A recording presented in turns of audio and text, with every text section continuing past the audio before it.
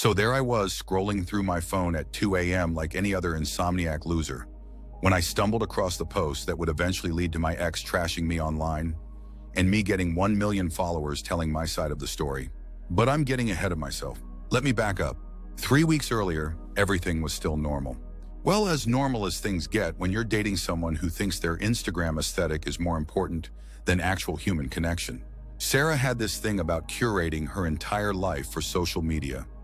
Every meal photographed from 17 different angles, every outfit requiring a full photo shoot in our hallway mirror, every mundane Tuesday somehow transformed into living my best life with the right filter. I used to think it was cute. Shows how fucking naive I was. The night everything went to shit started innocently enough. Sarah was at her friend Megan's place for what she called a girls' night, which apparently involved enough wine to drown a small village and enough gossip to fuel a reality TV show. I was home, catching up on some work stuff, actually feeling pretty good about giving her space to do her thing. Look at me being the supportive boyfriend, right? Jesus Christ. My phone buzzed around 11:30. Sarah texting me some drunk selfie from Megan's couch, all giggly and flushed, with a caption about how much she loved her girls. I sent back a heart emoji and went back to my laptop, thinking about how lucky I was to have found someone who had such solid friendships. The universe has a sick sense of humor sometimes. I didn't check social media again until I got up to grab a drink around 2 a.m. Just mindless scrolling, you know? Instagram first, then Facebook, then that weird rabbit hole where you end up watching videos of people making miniature food for hamsters. But when I opened Instagram, the first thing in my feed made my blood turn to ice water. There was Sarah, in a story posted 47 minutes ago, but she wasn't at Megan's apartment. She was at some downtown bar I'd never seen before, pressed up against some guy with perfectly styled hair and a jawline that looked like it was carved by angels who really gave a shit about their work. Her hands were tangled in his shirt, his mouth was practically devouring her neck, and the expression on her face, fuck. The expression on her face was pure, unfiltered bliss. The kind of look I hadn't seen her give me in months. The photo had a location tag, Velvet Room, timestamp 1:43 a.m., which meant this wasn't some old photo she'd accidentally posted. This was happening right fucking now, while I was sitting at home in my ratty pajama pants thinking about what a considerate boyfriend I was. My hands started shaking so badly I almost dropped my phone. You know that feeling when your entire reality just shifts sideways? Like you're in an elevator that suddenly plummets 3 floors before the cables catch? That's exactly what happened to my entire world in the span of 5 seconds. I screenshot the story. Don't ask me why. Some instinct told me I'd need proof later, though at that moment I couldn't think past the white-hot rage building in my chest. Then I did what any rational person would do. I called her. Straight to voicemail. Of course, I called again. Voicemail. By the third call, I was pacing around my apartment like a caged animal, and my brain was finally starting to process what I'd actually seen. This wasn't just cheating. This was public cheating. This was her posting her infidelity on social media for anyone to see, apparently not giving a single fuck about who might stumble across it, including her boyfriend of 2 years. The 4th call went through, but the background noise that came through the speaker before she even said anything told me everything I needed to know. Loud music, laughter, the unmistakable sound of a bar in full swing. Not exactly the quiet girls' night at Megan's apartment she described. Her voice was slurred and defensive before I even said a word. She knew. She fucking knew I'd seen something. What do you want, Alex? It's late. I could hear him in the background. Mr. Perfect Jawline, saying something that made her giggle. That same giggle from the selfie she'd sent me earlier, except now it felt like nails on a chalkboard. Sarah. My voice came out way calmer than I felt. Where are you? I told you I'm at Megan's. The lie hit me like a physical blow. She was going to double down. She was going to look me in the eye, well, metaphorically, and lie to my face while the evidence was literally posted on her public Instagram story. Really? Because your Instagram story says you're at the Velvet Room with some guy's tongue down your throat. The silence on the other end stretched for so long, I thought the call had dropped. Then I heard her take a shaky breath, and I knew she was calculating, trying to figure out how much I'd seen, how much trouble she was in, what lie might still save her. Alex, listen, it's not what it looks like. It looks like you're cheating on me and posting about it on social media. Please enlighten me about what it actually is. I could practically hear her brain scrambling. In the background, Perfect Jawline was asking if everything was okay. his voice getting closer to the phone. She shushed him, which somehow made everything 10 times worse. We need to talk about this in person. I can't. This isn't a phone conversation. No, we're having this conversation right now. Because in about 30 seconds, I'm going to hang up and block your number, and you're going to be stuck explaining to your Instagram followers why your boyfriend of 2 years suddenly doesn't exist anymore. That got her attention. Sarah lived and died by her social media presence. The thought of having to explain a messy breakup to her carefully curated audience was probably more terrifying to her than actually losing me. Don't be dramatic, Alex. We can work this out. Work this out. Like she'd accidentally liked another guy's photo instead of making out with him in public and broadcasting it to the internet. Were you going to tell me? The question came out before I could stop it, and I hated how raw my voice sounded. Or were you just going to keep lying about girls' nights while you figured out how to upgrade? More silence. Then quieter than before. It just happened, okay? It wasn't planned. Wasn't planned. Right. She just accidentally ended up at a different bar than she'd told me she'd be, accidentally started grinding on some random dude, and accidentally posted about it on social media. Series of unfortunate accidents. How long? What? How long has this been going on, Sarah?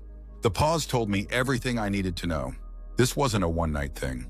This wasn't some drunken mistake she was going to beg forgiveness for. This was a pattern, and I'd just been too fucking blind to see it.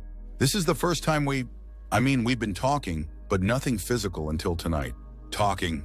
They'd been talking, which meant she'd been emotionally cheating for who knows how long before tonight's main event, which meant every girl's night, I'd encouraged her to take every time I'd given her space to be independent. Every goddamn supportive boyfriend moment I'd been proud of had actually been me giving her room to fall for someone else. I felt like the biggest fucking idiot on the planet. Who is he? Does it matter? Yeah, Sarah, it matters. She sighed and I could hear her moving, probably walking away from him to have this conversation without an audience. Too little, too late for discretion. His name is Derek. We met at that marketing conference last month. The marketing conference, the one she'd gushed about for weeks afterward, talking about all the amazing people she'd met and how inspired she felt about her career. The one where she'd come home with a new phone number in her contacts and a spring in her step that I'd stupidly attributed to professional motivation. Derek. Of course his name was Derek. Of course she'd fallen for some smooth-talking marketing bro who probably wore expensive cologne and knew exactly what to say to make her feel like the most interesting woman in the room. So what now? I asked, surprised by how calm I sounded. Inside I was screaming, but something had shifted.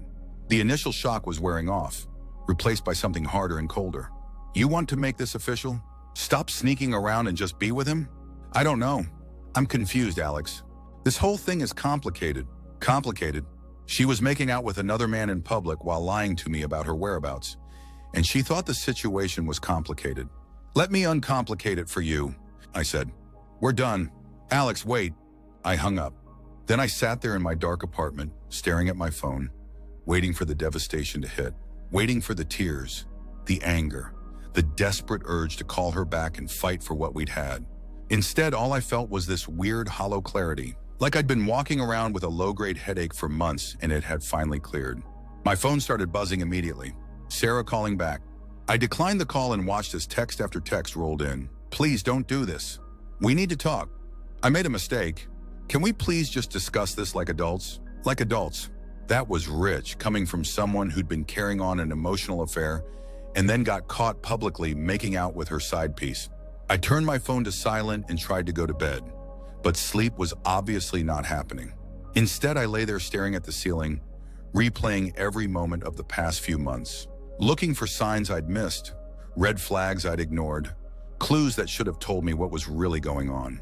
And you know what? They were all there. The way she'd started taking her phone everywhere, even to the bathroom. The mysterious new excitement about work events that had never interested her before. The gradual decrease in physical intimacy, explained away by stress and busy schedules. The way she'd started picking fights about stupid shit, like she was looking for reasons to be annoyed with me. I'd made excuses for all of it. Told myself she was going through something, that relationships had natural ebbs and flows, that I just needed to be more patient and understanding. Turns out I just needed to not be a fucking doormat. By morning, I had 17 missed calls and 43 text messages from Sarah. The messages evolved from pleading to angry to desperate and back to pleading again. A greatest hits collection of manipulation tactics that would have probably worked on me a week ago. But something had fundamentally changed overnight.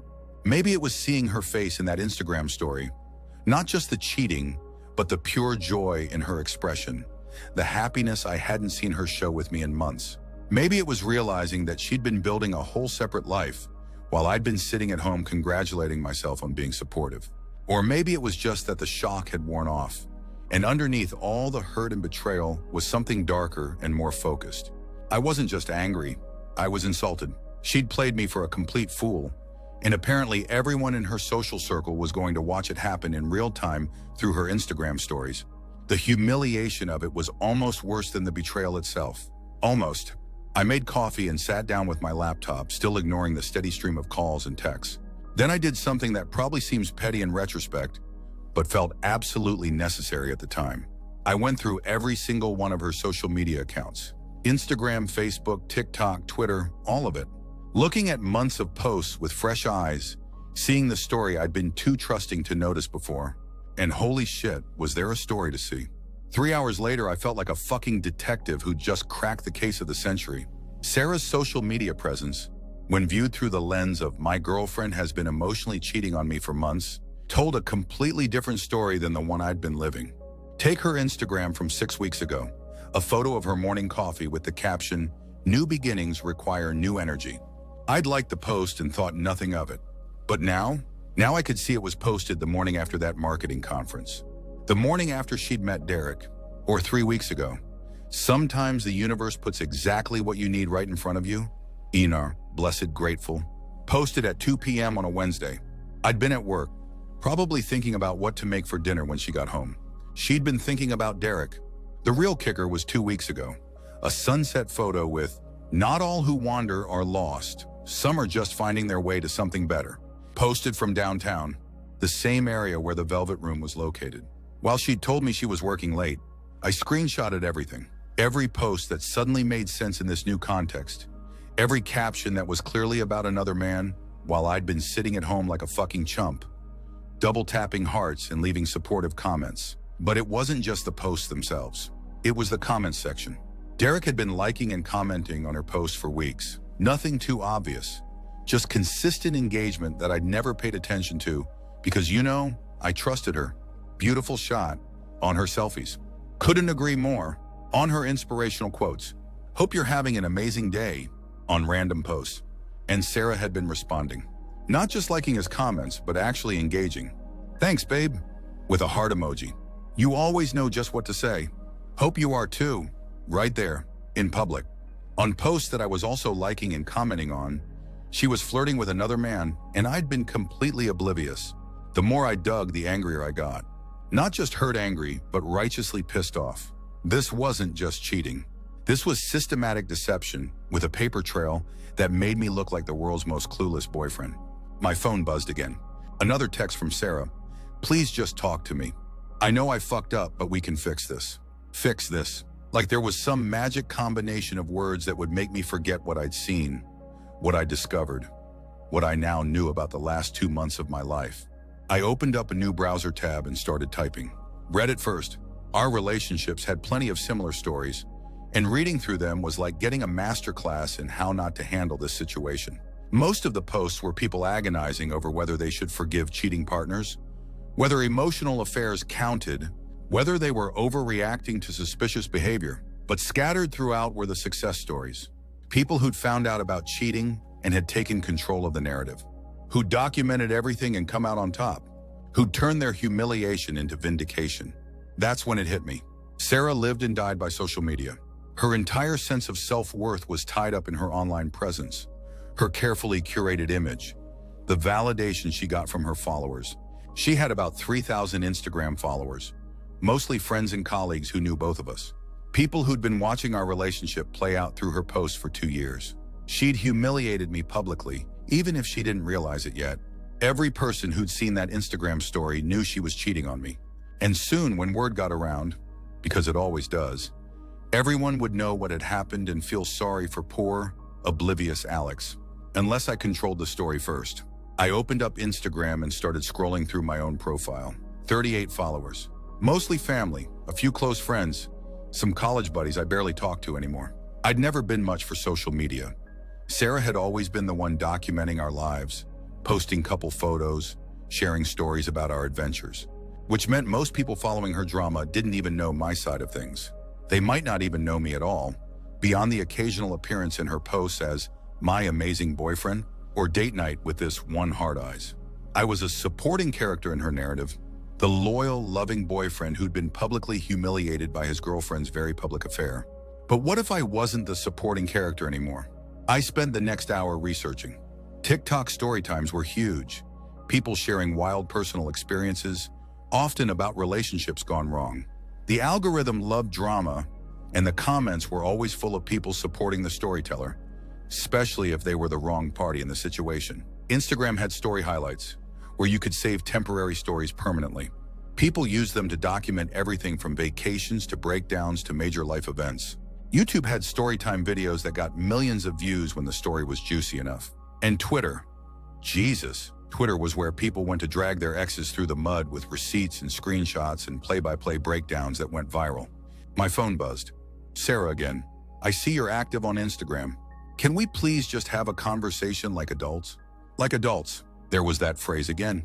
As if anything about her behavior had been adult. I stared at that message for a long time, and something crystallized in my mind. She was panicking.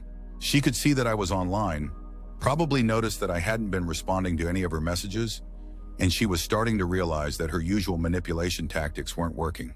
She was scared. Good. She should be. I closed her text thread and opened up Instagram. Time to stop being the supporting character in Sarah's story and start being the protagonist of my own. My first post was simple. Just a black screen with white text. When you find out your relationship has been a lie through Instagram stories. Storytime coming soon. I tagged it with hashtag storytime, hashtag betrayal, hashtag cheating, hashtag relationship drama, hashtag toxic relationships, hashtag receipts included. Then I posted it. Within 5 minutes, I had 12 likes and 4 comments. People I hadn't heard from in months suddenly very interested in what I had to say. My phone started buzzing with DMs from friends asking if everything was okay, if they could help, what had happened. For the first time in 24 hours, I smiled. I spent the rest of the day planning. Not just what I was going to post, but how I was going to tell the story. Because this wasn't just about revenge, though I'd be lying if I said that wasn't a big part of it. This was about taking back control of the narrative that Sarah had been writing about my life without my knowledge. She'd made me look like a fool. Time to show everyone exactly what kind of person would do that to someone who loved them. I started with TikTok, created an account, uploaded a simple video, me sitting in my car, looking directly at the camera. My girlfriend of 2 years has been cheating on me, I said. And I found out through her Instagram story at 2 a.m. while she was actively lying to me about where she was. I've got screenshots, I've got text messages, and I've got a story that's going to make you never trust anyone again. The video was 30 seconds long. I posted it with every relevant hashtag I could think of, then put my phone aside and tried to focus on work. By lunch, the video had 847 views and 200 likes. People were commenting, asking for the full story, sharing their own experiences with cheating partners. The algorithm had picked it up. My Instagram post was getting traction too. The comments were a mix of support, "I'm so sorry this happened to you," curiosity, "We need the full story ASAP," and validation, "You deserve so much better than this." Sarah, meanwhile, had gone quiet. No new posts, no stories, no activity on any of her accounts. She was probably freaking out, trying to figure out how much I knew and how much damage I could do to her carefully maintained image. The answer was all of it. That evening, I filmed my first real TikTok. 10 minutes of me laying out the entire timeline. The marketing conference, the gradual changes in her behavior, the lies about girls' nights, the discovery through her Instagram story. I showed screenshots, not of her making out with Derek because I wasn't trying to be cruel, but of the text conversations, the social media flirting, the posts that made sense in hindsight. I kept my tone calm, factual, hurt but not hysterical. I didn't call her names or trash talk her character. I just told the truth, backed up with evidence, and let people draw their own conclusions. The video exploded. Not like Kardashian-level viral, but for someone who'd never had a social media presence, it was insane. Within 6 hours, I had 15,000 views, 3,000 likes, and 400 comments. People were tagging their friends, sharing their own cheating stories, asking questions about details I'd mentioned. But the real goldmine was the DMS. "Dude, I think I know your ex," wrote one user. "Is her name Sarah? Blonde, works in marketing? Because if it's who I think it is, this isn't the first time she's done this." Another message. "My friend went to high school with someone who looks just like the girl in your screenshots.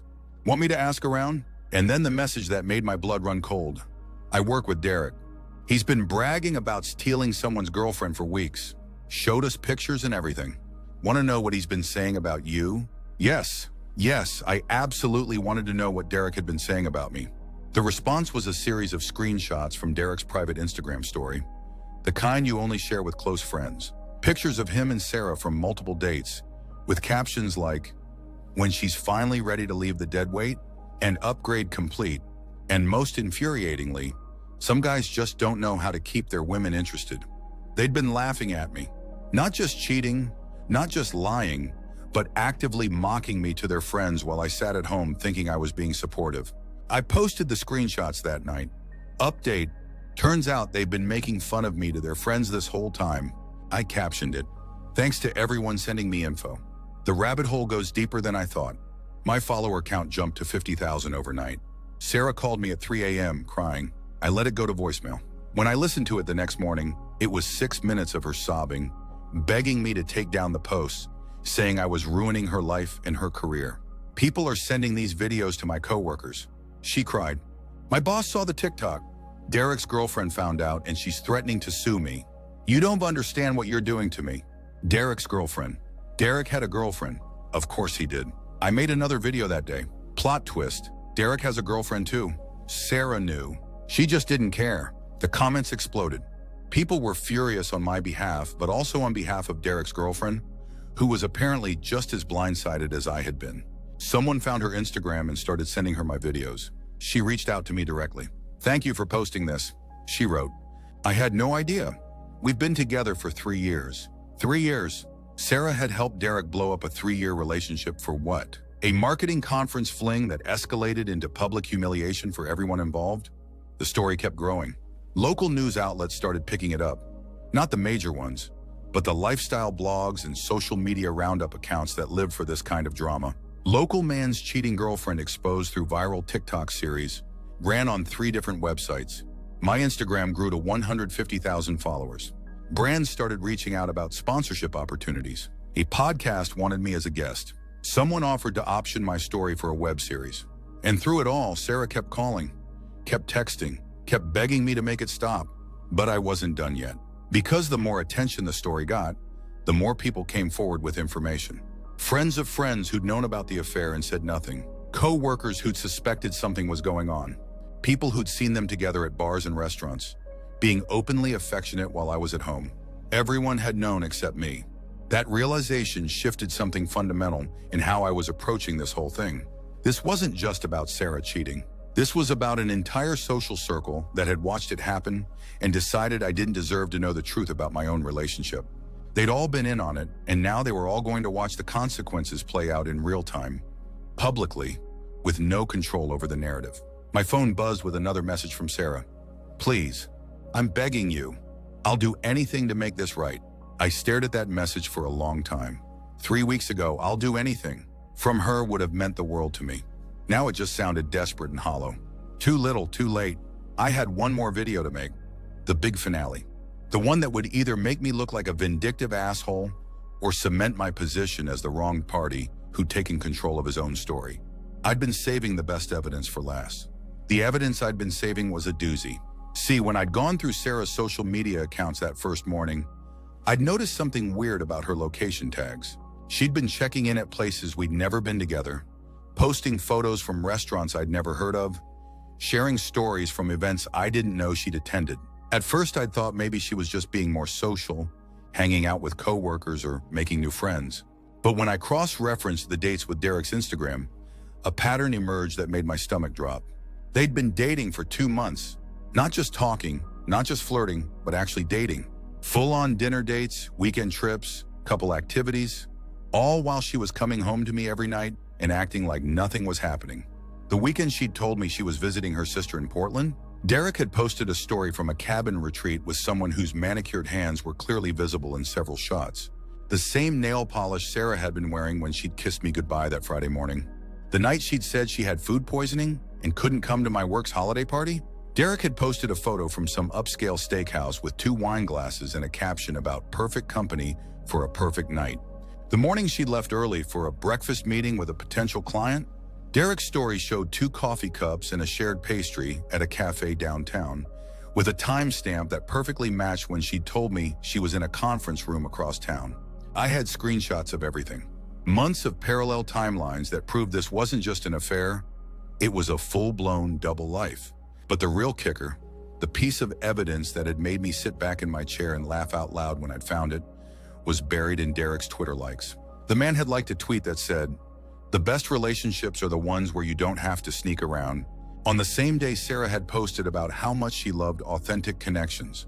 The hypocrisy was so thick you could cut it with a knife. I'd been sitting on this evidence for a week, building my audience, establishing my credibility, getting people invested in the story.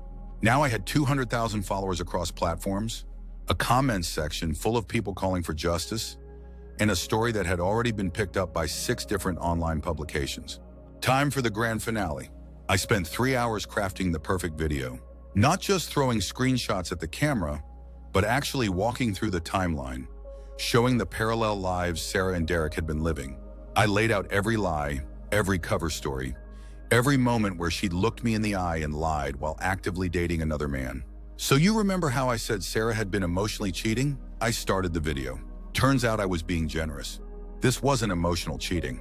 This was just regular cheating with extra steps. I showed the Portland trip evidence first, side-by-side screenshots of Sarah's text to me, "Missing you, babe. Sister drama is exhausting but family first," and Derek's story from the cabin retreat. The timestamp showed they were posted 6 minutes apart. The comments started flooding in immediately. People were losing their minds. 6 minutes apart? This is psychotic behavior. How did she think she wouldn't get caught? Then I showed the holiday party evidence. The text chain where Sarah had claimed to be throwing up all night, followed by Derek's Instagram story from the steakhouse. You could see her reflection in the window behind him, laughing at something off camera. "Let me get this straight," I said to the camera. She was too sick to come to my work party, but healthy enough for a romantic dinner with Derek. Make it make sense. By the time I got to the breakfast meeting evidence, my live viewer count was over 15,000. People were screen recording, sharing clips, tagging friends. The story was spreading faster than I could keep up with. But I wasn't done yet. Now here's where it gets really interesting.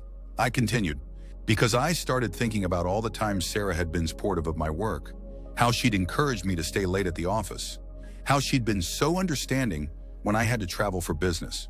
And I realized she wasn't being supportive. She was making sure I wouldn't be around to catch her. I showed the evidence. Derek's social media activity during every single one of my business trips, every late night at the office, every weekend I'd spent visiting my parents.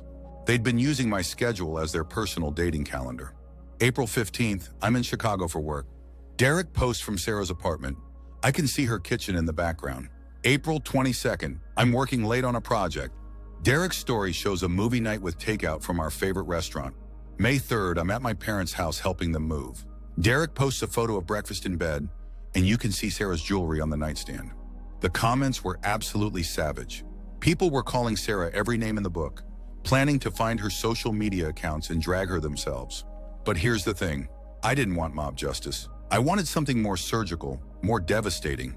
"I know a lot of you are asking for Sarah's handles so you can go after her," I said. "But I'm not going to do that. This isn't about ruining her life. This is about telling the truth about mine." Which was complete bullshit, obviously. I absolutely wanted to ruin her life. But saying it out loud would make me look petty, and I needed to maintain the moral high ground. The video ended with me looking directly into the camera. "Sarah, if you're watching this, and I know you are, I hope it was worth it. I hope those 2 months of playing house with Derek were worth destroying 2 relationships and humiliating yourself publicly. I hope that when you wake up tomorrow and remember that hundreds of thousands of people now know exactly what kind of person you are, you'll think it was all worth it." I posted the video and immediately turned off my phone. Not because I was done, but because I wanted to savor the moment before checking the response. I made myself a drink, ordered takeout, and watch Netflix for 2 hours like a normal person, like someone who hadn't just dropped a nuclear bomb on his ex-girlfriend's entire existence. When I finally turned my phone back on, the notifications were insane. 47,000 likes on TikTok, 15,000 comments on Instagram, 200 new followers every few minutes. My DMs were flooded with messages from people sharing their own stories, offering support, asking for relationship advice. But buried in all the noise was one message that made everything worth it. "Hi, this is Derek's girlfriend, Emma. I saw your videos and I wanted to thank you for telling the truth. I confronted Derek tonight and he admitted everything. They've been together for months and he's been lying to me just like Sarah lied to you. I'm leaving him and I'm taking half his stuff. Thought you should know, karma's a bitch. Thanks for giving me the courage to demand better." I screenshotted that message and posted it immediately.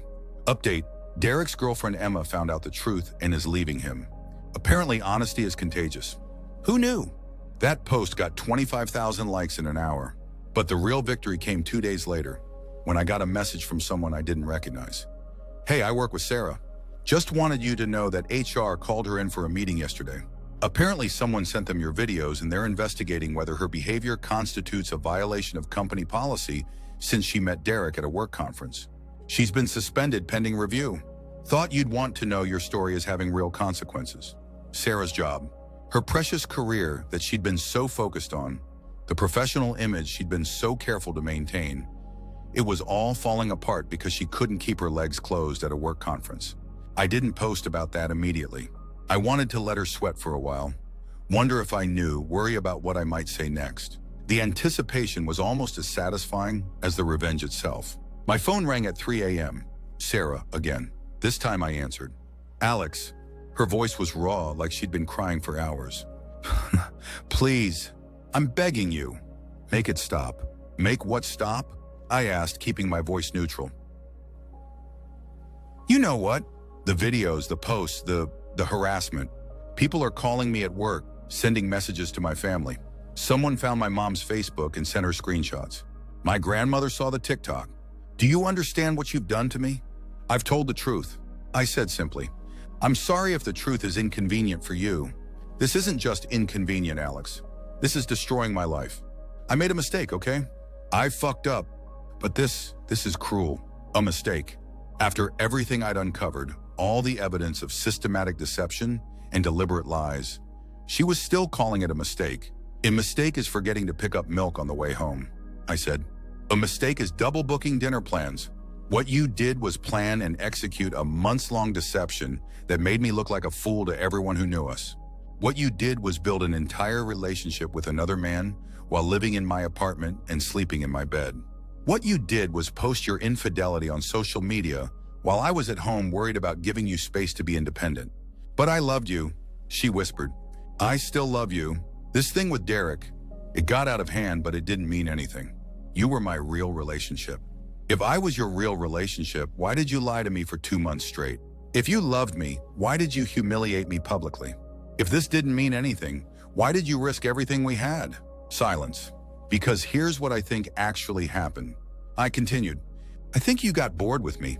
I think Derek represented something exciting and new, and you wanted to have your cake and eat it too. I think you figured you could keep me around as a safety net while you explored your options. And I think you got so caught up in the thrill of sneaking around that you forgot other people have eyes and phones and social media accounts. That's not, and I think you expected me to just take it." I interrupted. "I think you thought that if I found out, I'd be hurt and angry for a while, but ultimately I'd forgive you because that's what I've always done. I've always been the understanding one, the supportive one, the one who gives you the benefit of the doubt. You counted on that." More silence. "But here's what you didn't count on," I said, warming to my theme. "You didn't count on me having self-respect. You didn't count on me refusing to be humiliated quietly. And you definitely didn't count on me being better at social media than you are." I could hear her breathing getting shakier. "The thing is, Sarah, I don't actually want to destroy your life. I just want you to experience consequences for your actions. For the first time in our entire relationship, I want you to understand that your choices affect other people. And sometimes those consequences are public and embarrassing and inconvenient. Please," she whispered. "What do you want me to do?" "I'll do anything."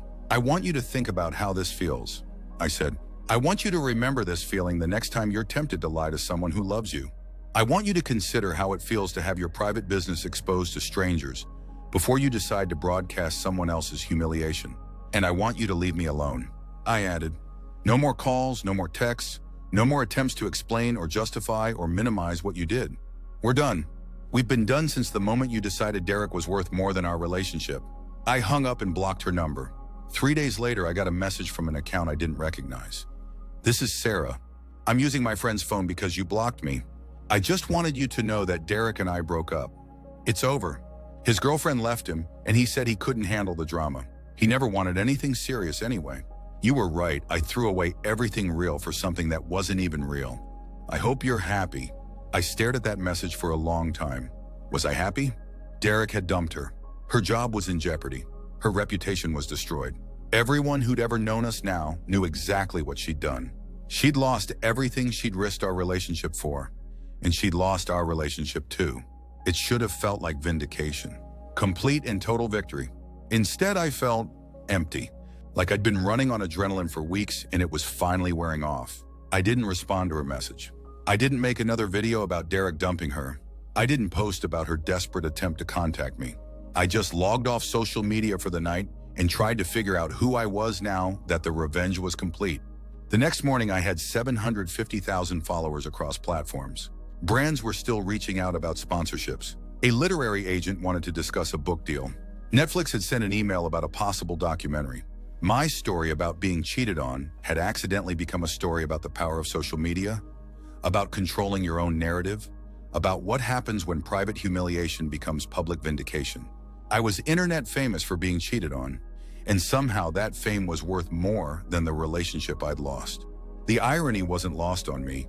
Sarah had destroyed our relationship for someone who'd never had any intention of building something real with her. And I'd turned that destruction into something that might actually change my life for the better. But sitting in my apartment, looking at my phone full of notifications from strangers, I realized something that would have surprised me a month ago. I missed the boring, quiet life I'd had before any of this happened. I missed having a girlfriend who came home to me every night, even if she was lying about where she'd been. I missed believing in our future together, even if that future had been built on deception. I missed the version of myself who trusted people, who didn't immediately look for hidden meanings in social media posts, who didn't document every interaction for potential evidence. The revenge had been satisfying, but it had also changed me into someone I wasn't sure I liked. Someone who'd spent weeks of his life obsessing over someone who'd already moved on. Someone who'd turned his private pain into public entertainment. The worst part? I was good at it. I was good at telling stories, good at reading people, good at crafting narratives that made strangers care about my problems. I'd accidentally discovered a talent for manipulation that was just as calculated as anything Sarah had done. The only difference was that my manipulation was honest. I made one final video that week, not about Sarah, not about Derek, not about the drama that had consumed my life for the past month. "I've been thinking about what it means to win," I said to the camera. "And I think I won. Sarah lost Derek, Derek lost Emma, and I got to tell my story to 750,000 people who validated my feelings and supported me through the worst breakup of my life. But I've also been thinking about what it cost me to win, and I'm not sure the math adds up." I paused, looking directly into the lens. So this is my last video about Sarah.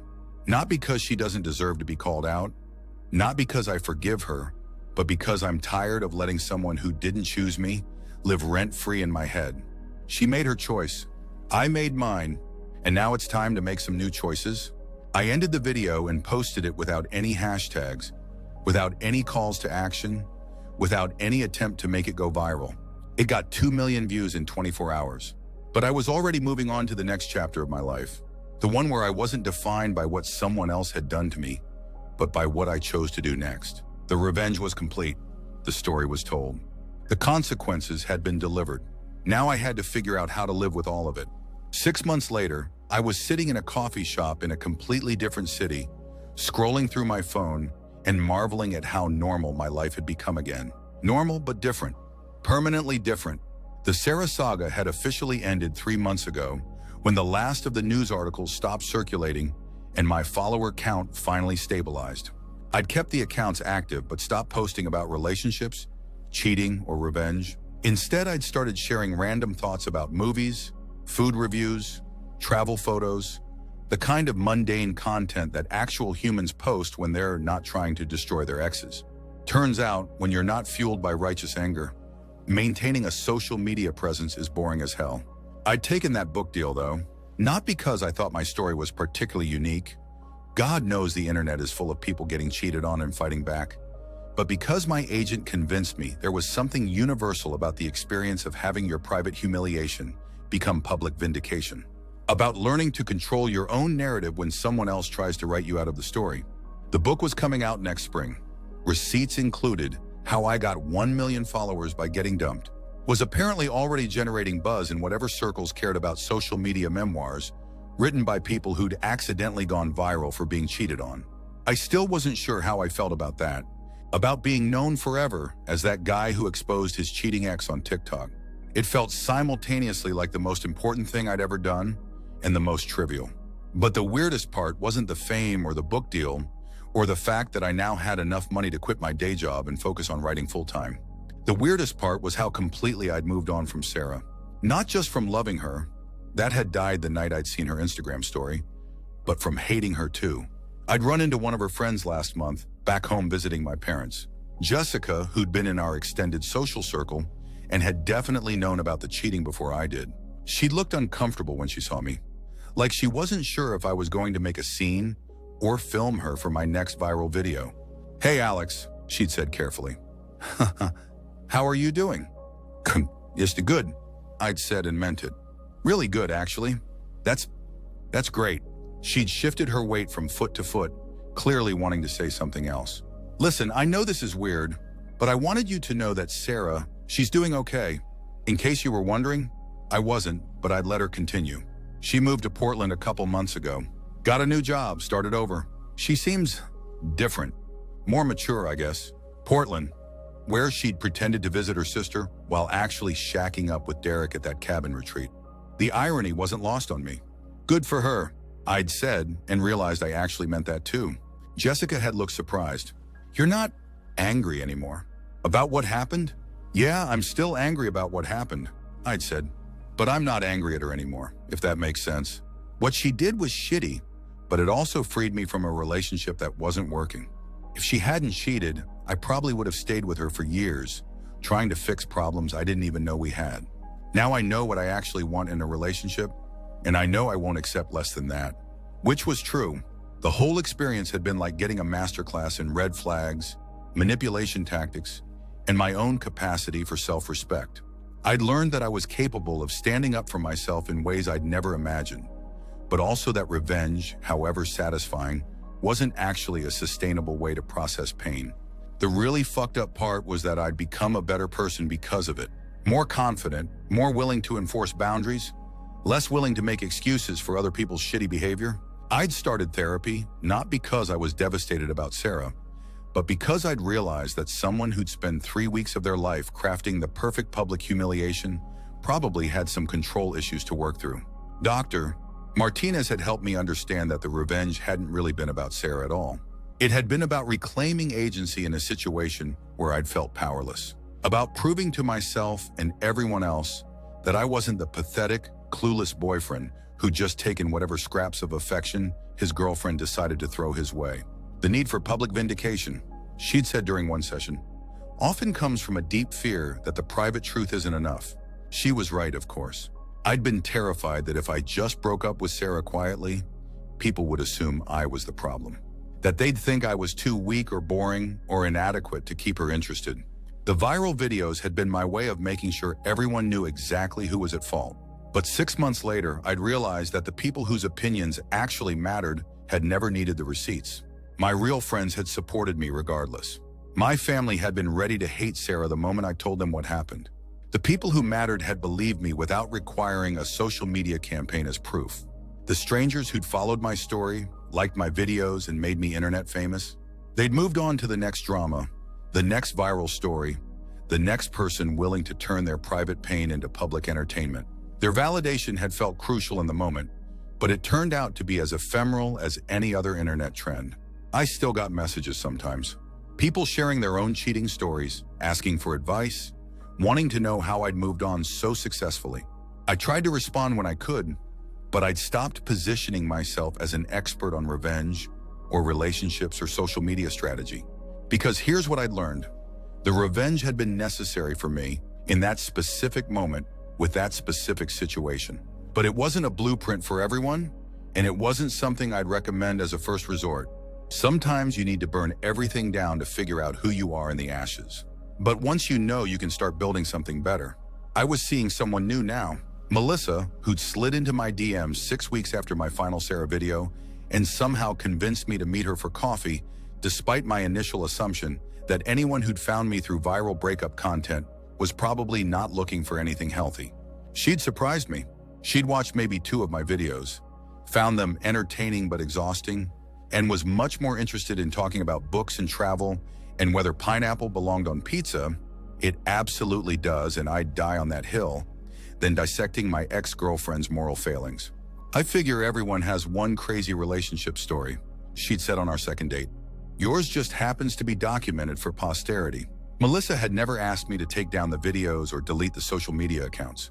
She'd never seemed threatened by my brief internet fame or worried that I'd turn our relationship into content if things went south. She trusted me to know the difference between telling a story and living a life. Which was good, because I was finally ready to focus on the living part. My phone buzzed with a notification. Someone had tagged me in a post about iconic internet revenge stories of the 2020s. My Sarah saga was apparently being studied in social media marketing courses as an example of organic viral growth and authentic storytelling. I laughed and closed the app. Let them study it. Let them try to replicate the formula. You can't manufacture the kind of raw emotion that had driven those first few videos, and you shouldn't want to. I finished my coffee and headed home, where Melissa was probably already working on her laptop, stealing my good chair and leaving books scattered across every surface. Where we'd order takeout and watch something stupid on Netflix and have the kind of boring, comfortable evening that I'd once taken for granted. Where I'd go to sleep next to someone who'd chosen me, consistently, without drama or deception or social media documentation. It wasn't the life I'd planned when I was with Sarah. It was better. Because sometimes the best revenge isn't going viral or destroying someone's reputation or proving you're the wrong party to hundreds of thousands of strangers. Sometimes the best revenge is just living well, loving better, and refusing to let someone else's worst moment define your entire story. But if you do decide to go the public humiliation route, make sure you get screenshots. Trust me on that one.